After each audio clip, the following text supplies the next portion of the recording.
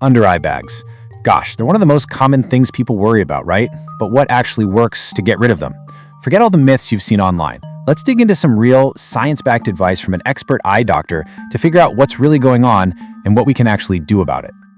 Okay, let's just start with the question that probably brought you here in the first place.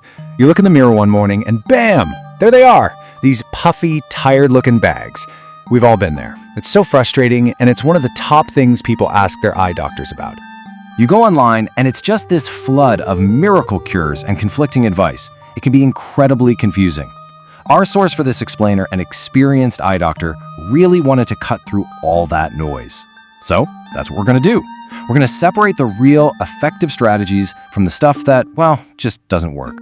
So where do we start? Well, before you even think about fancy creams or big procedures, let's talk about the simple, natural solutions you can try right at home. These are kind of like the foundational steps that can make a huge difference, especially for that temporary puffiness a lot of us wake up with. All right, let's break down the top 3 at-home strategies. First up, lay off the salt. Seriously, a high-salt diet makes your body hold on to water, and guess where that fluid just loves to hang out? Yep, right under your eyes. Second, cold compresses. So simple, but they work wonders by shrinking the blood vessels to bring down that swelling. And third, if you have allergies, you've got to get them under control. That histamine your body pumps out is a major cause of inflammation and puffiness. And you know, we have to talk about the classic myth, cucumbers. We've all seen the pictures from the spa, right? Well, here's the truth from our expert. It's not the cucumber, it's the cold.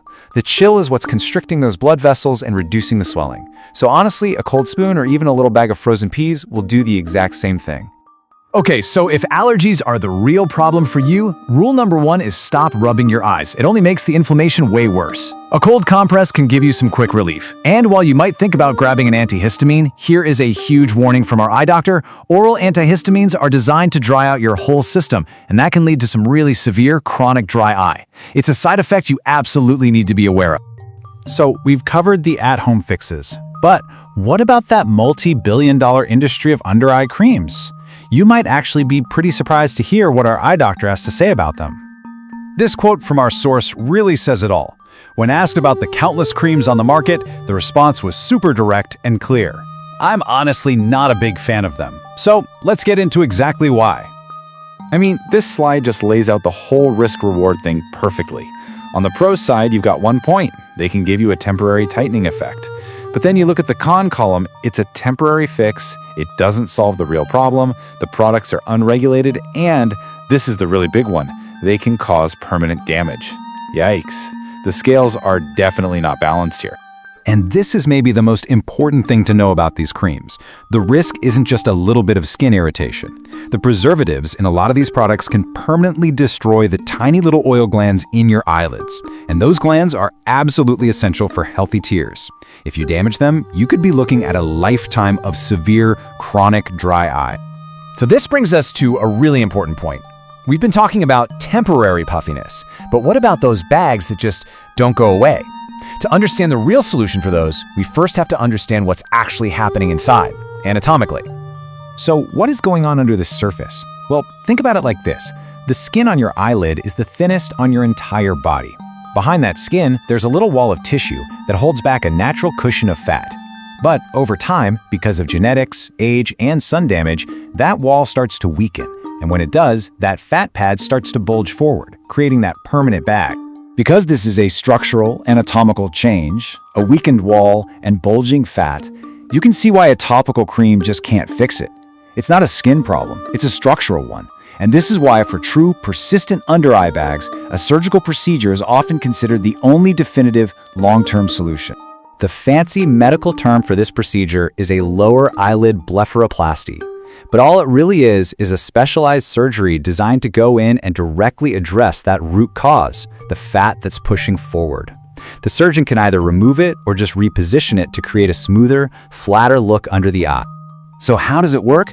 It's actually pretty clever. The surgeon makes a tiny little cut on the inside of the lower eyelid, so it's totally hidden. Through that incision, they can get in there and fix the fat pad.